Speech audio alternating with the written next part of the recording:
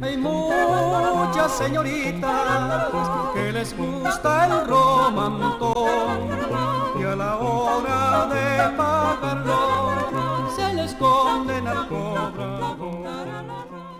Hola amigos, bienvenidos a su programa Los Cuentos del Tío Pepe. Miren, a principios del siglo XX, Turquía era un país enorme. Vean ese mapa que les mostramos ahí. Fíjense que Turquía o el Imperio Otomano abarcaba todo lo que sigue siendo hoy Turquía, más lo que es Siria, Israel, Líbano, Irak, bueno, etcétera, etcétera. No sé si se me pasa algún otro país. Turquía era un país grandísimo y había sido mucho más grande. Vean este mapa que les estamos mostrando, pues, de lo que era Turquía en el año 1900, más o menos en 1914, antes de la Primera Guerra Mundial, y vean que un poquito más clarito es lo que fue Turquía cuando llegó a su máximo poder. Y fíjense que esas fronteras, cuando llegaron al máximo poder, estaban ahí en las puertas de Viena, pues esa ciudad tan importante y tan bella de Europa. Miren, eso era tan así que en el siglo XX, cuando los turcos venían para acá, entonces ellos se dedicaban a las ventas ambulantes, andaban con unas maletas, iban de puerta en puerta vendiendo y vendían fiado. Entonces vendían fiado y pasaban cobrando cada semana. Entonces cuando la gente no pagaba, el turco los perseguía, se ponían intensos y los iba persiguiendo y entonces se decía, ese anda con el turco atrás. Se hicieron varias canciones, la más famosa pues es este Paso Doble con el que empezamos el programa y que se los ponemos ahí otra vez un momentico. Ahí va la niña, ahí va, con ese turco atrás, ahí va. Y que habla pues del romantón, la canción se llama El Romantón, que era una prenda que usaban las damas, entonces los turcos las iban a cobrar de semana en semana. Les cuento eso porque los turcos, ¿quiénes eran? Miren, los turcos eran los palestinos, los iraquíes, los árabes, para nosotros, toda esa gente eran los turcos. Entonces, cuando se decía, anda con el turco atrás, no es exactamente lo que nosotros vemos hoy como un turco nacido en la península de Anatolia, sino podía haber sido cualquiera de esas personas. Ese imperio turco, miren, llegó a su máximo esplendor y estuvo a punto de seguir creciendo más en el año de 1683. Miren, los turcos dominaban no solamente estas zonas que estábamos viendo, sino vean el mapa de otra vez, dominaban el norte de África completico, pues, y dominaban todo lo que es hoy Grecia, Serbia, Hungría, o sea, todos esos países los dominaban los turcos. Entonces, ellos tienen como un pequeño renacer, ellos estaban ahí medio estancados y tienen un pequeño renacer y al sultán, que se llamaba Mehmet o Mohamed IV, lo convencen de invadir a Viena. Vamos a ver, ¿quiénes eran los sultanes? Pues los sultanes eran como los reyes del Imperio Otomano, pero eran monarcas absolutos. Absolutos como no los había en Europa, eran dueños de la vida de sus súbditos y todo el mundo no tenía sino que obedecerle. Hasta la primera persona más importante del imperio, que era lo que llamaban el gran visir, bueno, su vida estaba en manos del sultán. El sultán se le aguaba el ojo y lo mandaba a ejecutar, pero sin que nadie dijera una palabra. Entonces, este sultán, que se llamaba Mehmet IV, tiene un gran visir que era muy ambicioso y muy avaro, que se llamaba Kara Mustafa. Kara Mustafa convence al sultán de invadir a Viena. Viena era una ciudad muy poblada, tenía más de 1 millón de habitantes para la época, que les digo que es bastante, muy poblada y muy rica. Entonces, Kara Mustafa convence al visir de que eso le daría un nuevo impulso al imperio y lo convence de invadir. Si le dicen, mira, si tú me das un ejército lo suficientemente grande, miren, varían las versiones, hay quien dice que eran de 120.000 soldados, otros que dicen que son 250.000, pero si tú me das el ejército, yo te prometo darte a Viena. Entonces el sultán se embarca en esa aventura. Él ya comienza a moverse en el año de 1682, un año antes. Entonces a los vieneses les da tiempo de comenzarse a organizar. Fíjense, si nos vamos a un lado, del lado vienés, por decirlo así, era el imperio, el Sacro Imperio Romano-Germánico, que lo gobernaba este caballero que le ponemos ahí, que se llama Leopoldo I. Y uno de sus súbditos más importantes era este caballero que le ponemos ahí, que es Carlos V de Lorena, que era un gran soldado. Y para ese momento, ven en el mapa lo grande que era Polonia, tenía un rey que se llamaba Juan Sobienski. Y para completar el cuadro del lado cristiano, por decirlo de alguna manera, estaba el papa que se llamaba Inocencio XI. Este papa, para darle un detalle biográfico de él, cuando lo nombran papa, tenían unas fiestas fastuosísimas para celebrarlas y él cancela la fiesta y dice que el dinero para los pobres. El Papa fue beatificado allá por los años 1950 o así, este Papa Inocencio XI. Entonces, esta invasión de los turcos a Viena se convierte por ambos lados en una guerra santa. Del lado de los turcos, para agarrar la hegemonía del Islam de nuevo, para darle fama otra vez, para darle poder a ese imperio otomano dentro del mundo islámico, dentro del mundo árabe. Entonces, ellos le dan una connotación de yihad. Y el Papa lo declara como una cruzada a la defensa de Viena, también le da una connotación cristiana y sugiere que se le pongan a los estandartes la imagen de la Virgen María. Entonces, este sultán, pues y le repito lo de la avaricia porque es causa de que no hayan triunfado la avaricia del visir de Kara Mustafa. Este visir entonces se pone en marcha y llega a las puertas de Viena el 14 de julio de ese año 1683. Una semana antes el rey, Leopoldo, el emperador pues Leopoldo I, había, vamos a decir, huido entre comillas, ¿no? Se había ido de la ciudad a buscar apoyo y buscar refuerzo. Además la esposa estaba embarazada y tal. Él se fue a la ciudad de Linz y empezó a moverse y a contactarse con el Papa y a buscar apoyo de las potencias europeas. Pero en ese momento había una potencia, que quizás era la potencia más importante, que era Francia, que estaba en manos de Luis XIV, que estaba peleado con los Habsburgo, pues con estos reyes, con este Leopoldo I, con este imperio, Sacro Imperio Romano Germánico. Entonces él más bien le trata de boicotear la ayuda que estaba pidiendo en Europa y él no lo ayuda. Y de ahí comenzaron a decirle a Luis XIV el rey moro, porque más bien en vez de prestarse a ayudar a los cristianos contra los turcos, más bien lo boicoteó y, por decirlo de alguna manera, iba por los turcos. Entonces, bueno, este rey Leopoldo I va buscando ayuda, logra que el Papa lo apoye, ponen los estandartes y vamos a una primera pausa y vamos a ver cómo se desarrolla y cómo termina este sitio de Viena que estuvo a punto de cambiar la historia de la humanidad. Amigos, seguimos hablando de este sitio de Viena o esta batalla de Kahlenberg, que está Europa, por decirlo así, con el turco atrás. Esta Europa que si cae Viena en manos de los turcos, miren, cambia la historia. Entonces les estaba comentando que este Kara Mustafa, el gran visir, arma aquel ejército de centenares de miles, no sabemos si 100.000 o 200.000 o 250.000, pero eran muchos. Entre sus soldados, vale la pena mencionar que están primero lo que llamaban ellos los tártaros, los mongoles, o sea, tenían una caballería que era temible, que eran los mongoles, y tenían lo mejor de su ejército, que eran los genízaros. Los genízaros eran unos soldados que no eran nacidos ni musulmanes, ni otomanos, ni turcos. Cuando comienza esta institución de los genízaros, eran soldados que ellos secuestraban, por usar de alguna manera, niños de 4 y 5 años de los países sometidos cristianos, vamos a decir, de Albania, de Serbia, de Grecia. Ellos de repente veían un niño con posibilidades de ser un buen soldado y lo secuestraban a los 4 o 5 años, lo entrenaban, lo fanatizaban con una fidelidad absoluta hacia el sultán y hacia el Islam. Entonces eran unos guerreros fanáticos y religiosos. Y como cosa curiosa, vean el sombrero, tenían un cucharón o una cuchara, como ustedes quieran llamarlo, que era el símbolo de su pacto con el sultán, que por un lado representaba la fidelidad de ellos al sultán, y era una cuchara porque representaba que con esa cuchara el sultán los mantenía a ellos. Pero eran unos guerreros que estaban entrenados para vencer o morir. Y en Europa no había otro cuerpo de ejército capaz de enfrentar a esos señores, pero por muchos años. Entonces ellos manejaban esos mosquetes enormes que les ven ahí y unas picas que tenían yo no sé cuántos metros y les digo, eran temibles.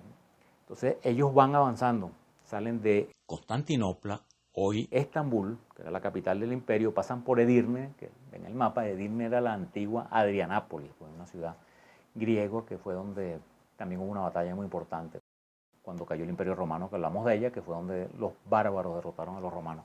Entonces pasan de Estambul a Edirne y siguen hacia Viena. Cuando llegan a la ciudad, como les digo, ya el rey había huido. Él había dejado la defensa de la ciudad en este caballero que les mostramos, que se llamaba Rüdiger von Starhemberg. Y la ciudad había logrado aprovisionarse y tenía buenos cañones. los turcos iban con 300 cañones, pero la ciudad tenía cañones mejores. Entonces, cuando ellos sitian a la ciudad, no pueden acercarse, porque los otros cañones, aparte que estaban más altos de las murallas, llegaban más lejos y ellos no se podían acercar, los turcos. Entonces, se les ocurre, de las pocas ideas buenas que tuvo militarmente este visir Kara Mustafa, se les ocurre excavar trincheras para acercarse. Dice nuestra referencia que en esa época los cañones disparaban un peñonazo como de 32 libras, 16 kilos, a una milla de distancia, pues a 1600 metros aproximadamente. Entonces los turcos comienzan a excavar trincheras para acercarse a las murallas y poder dispararles a la muralla. Pero era muy difícil porque desde arriba los bombardeaban. Entonces se le ocurre hacer túneles hacia abajo de la ciudad a ver si explotaban las murallas y las podían someter. Para someterla había dos formas: explotar las murallas y que los jenízaros entraran al saqueo, o rendirla por hambre. Entonces ellos hacen sus trincheras y están sitiando la ciudad, pero por eso le dije lo de la avaricia de Kara Mustafa. Dice nuestra referencia que él pudo haber explotado esas murallas y hacer que entraran los jenízaros, pero él quería rendir a la ciudad, porque si él explotaba las murallas y entraban los jenízaros la saqueaban y se llevaban el botín. En cambio, si él la rendía, él era el señor del botín. Él entraba y agarraba lo que quería. Entonces él fue retrasando eso. Pero a todas esas, nuestro rey Leopoldo I está haciendo gestiones con el Papa. Toda Europa, menos Francia, lo ayuda, pues los españoles con dinero, los otros con soldados. El rey de Polonia, que es el personaje quizás más importante en esta epopeya, se llamaba Juan Sobiesky, había peleado contra los turcos, contra los cosacos, contra los tártaros, contra todo el mundo, tenía una gran experiencia militar, era el militar mejor de toda esta épica que estamos hablando, era ese polaco, que por lo demás les digo, que el hombre medía 6 pies y pesaba 250 libras, es decir, que era un personaje que medía de 1,90 y que pesaba más de 120 kilos, era un hombre bien fornido con unos bigototes.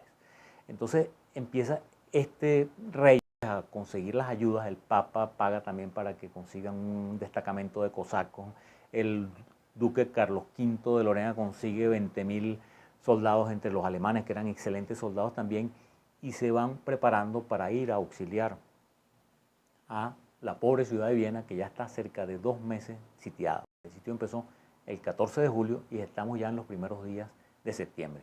Vamos a una pausa. Lo dejamos ahí escuchando otra vez el romantón y vamos a ver qué fue lo que pasó, cómo terminó esta historia de la batalla de Kahlenberg o el sitio de Viena. Hay muchos patiquines que se la dan por presumir, marean a los turcos para sacarles al Casimir. Amigos, seguimos con este programa de la batalla de Kahlenberg o el turco atrás. Fíjense qué apropiado lo del turco atrás. Está Viena, una de las ciudades más importantes de Europa, la capital del tercero o segundo imperio más importante de Europa, el Sacro Imperio Romano-Germánico, a punto de caer en las manos del Imperio Otomano, o sea, a punto de engrandecer de una manera que hubiera sido mucho más difícil de tenerlos después a el Imperio Otomano desde el punto de vista cristiano. Hoy en día, les digo, yo he estado en Estambul y es una ciudad magnífica. Ustedes saben que es la ciudad más poblada de Europa y tiene unos monumentos, tanto hechos por los turcos como hechos antes por los cristianos, que les digo, vale la pena. Desde la Catedral de Santa Sofía, la Mezquita Azul, el Palacio de Tocapi, eso es grandioso. Pero bueno, estamos hablando de historia, no tenemos ningún resentimiento con nadie, ni con turcos, ni con griegos, ni con nada. Entonces, estos turcos, pues cuando salen, sí les digo, van masacrando gente a medida que van entrando. La gente que se le resistía, esa caballería que iba adelante, la iba eliminando. Si se le resistía a alguna ciudad, pues acababan con ella mientras llegan a sitiar a Viena. Y estamos en este sitio de Viena que han pasado 2 meses y ya los cristianos, con la ayuda del Papa, con esa cruzada que convoca el Papa, se han unido casi 100.000 soldados y van a la ayuda de Viena. Entonces, Kara Mustafa se da cuenta de que si no toma la ciudad está perdido. Entonces, con las excavaciones que había hecho, mina la ciudad, pues mina debajo de las murallas y hace explotar algunas minas. No las puede hacer explotar todas. Si logra hacer explotar todas, la ciudad cae. Logra tumbar una parte importante de la ciudad, pero de adentro de la ciudad se dan cuenta de lo que está pasando y también excavan, se meten y logran neutralizar muchas de las bombas que tenían los turcos. Entonces, por un día, básicamente por un día, el 11 de septiembre, se salva la ciudad y los turcos no la pueden tomar. Y el 12 de septiembre ya está el ejército cristiano enfrente. Y no solamente enfrente, sino pueden imaginarse que está la ciudad amurallada, los turcos aquí y más allá, más arriba, el ejército cristiano que los iba a atacar de arriba hacia abajo, que es mucho más ventajoso. Y este Kara Mustafa no era ningún militar avesado, era, bueno, más bien como le digo, un hombre avaricioso y tenía poca experiencia militar. Y del otro lado estaba este señor Juan Sobieski, el rey de Polonia, que era el mejor militar de Europa quizás en ese momento. Estaba este Carlos V de Lorena, que también había peleado contra los turcos, que tenía una gran experiencia militar. Estaba Leopoldo I, que hábilmente dejó el mando militar en los que sabían, que es lo que hay que hacer, dejar que manden los que saben, no pone a mandar a los que no saben. Entonces los turcos tienen que resistir la carga de los, vamos a llamarlos cristianos, o de los aliados, de la Liga Santa, que la resisten por un tiempo, pero cuando atacan los cosacos de Juan Sobieski, los polacos, miren, destrozan al ejército turco, que hasta los jenízaros, aquellos soldados fantásticos de los que le hablé, tienen que huir. Y salieron huyendo del campo de batalla donde tenían acampado 2 meses, dejando todo, los 300 cañones que dejaron, las tiendas, todo, y se fueron. Y de ahí para atrás el Imperio Otomano lo que hizo fue decrecer. A los pocos años, pues ya Leopoldo I toma Hungría, la recupera, que tenía desde los años 1500 en poder de los turcos. Eso también es interesante recordar que los turcos habían tomado Hungría en 1521 con la batalla de Mohacs. Y ahí mismito que la tomaron, sitiaron Viena, fue el primer sitio de Viena en 1529. Y Viena se salvó, en esa época era la época de Solimán el Magnífico. Y después tuvieron que esperar 100 y pico de años para este segundo sitio, que fracasó, como les dije, por la avaricia y la impericia de este Kara Mustafa, que si hubiera sido un poquito más hábil o un poquitico menos avaro, toma Viena y la historia del mundo hubiera sido completamente diferente. Una de las, vamos a llamarlas, leyendas urbanas de esta epopeya es que cuando los vieneses descubren que estaban poniendo las bombas abajo y estallaron algunas y las logran neutralizar, fue gracias a los panaderos, porque los panaderos desde muy temprano, que se levantaban a hacer el pan, escuchaban las excavaciones y las cosas de los turcos y lograron detectar dónde estaban las bombas. Les repito, esa es una leyenda urbana. Lo que sí es cierto es que después de que el ejército turco huye y entra en la Liga Santa Viena y se hacen los grandes festejos, este rey Leopoldo I les dice a los panaderos que hagan un pan especial con la forma de la media luna. Les recuerdo que la media luna era la bandera turca y es la bandera también de muchos países musulmanes.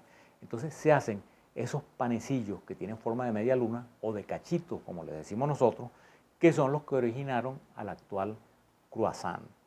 Así que bueno, amigos, espero les haya gustado esta historia, que el mundo entero estuvo con el turco atrás, pero hoy en día, miren, todos somos países hermanos. Turquía es un gran país, Estambul es una magnífica ciudad y lo que esperamos es que en esos territorios que dejaron los turcos, que es lo que conocemos como el Medio Oriente, llegue la paz. Y ahora vamos a nuestra acostumbrada sesión Educando a nuestros padres.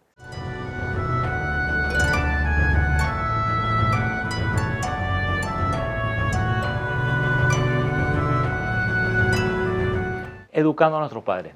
Amigos, en primer lugar, en Educando a nuestros padres, les quiero hacer unos comentarios acerca de esta canción que hemos utilizado, el romantón, en el inicio y en el final de nuestro programa. En el libro que les mostramos ahí, Obituario de Voces Caraqueñas de Alonso Calatrava, él dice que la letra presumiblemente es de Leoncio Martínez. Sin embargo, lo que uno ve en internet donde sale la canción dicen que es de Francisco Muro. El segundo comentario que les quería hacer es, fíjense qué bonito el origen del croissant, pues, o sea que el croissant se hace a raíz de esta batalla de Viena, esta batalla de Kahlenberg, que fue el 12 de septiembre de 1683. El otro comentario es esa fecha. Esa fecha el Papa Inocencio XI la institucionaliza, que ya se celebraba en España y en otros sitios, pero la hace una institución dentro de la Iglesia Católica como el Día del Dulce Nombre de María, Por eso mucha gente, yo conozco algunas que nace el 12 de septiembre, le ponen el nombre de María, si es una dama.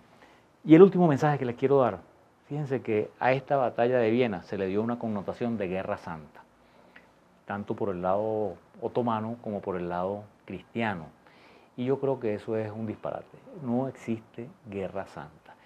Y en este Educando a Nuestros Padres nosotros hacemos voto porque no haya más guerra santa. Vamos a decir, Dios es uno solo y es el mismo Dios de nosotros que de los musulmanes, que de los budistas, del que ustedes quieran. Dios es uno solo y no quiere que nos peleemos los unos con los otros. Entonces el último mensaje es ese, que queremos un mundo de paz en el cual las religiones sean para propiciar el amor de los seres humanos y jamás para propiciar el odio. Ese es el mensaje que les queríamos dar. Muchísimas gracias, muy buenas noches, los esperamos en un próximo programa, Los Cuentos del Día.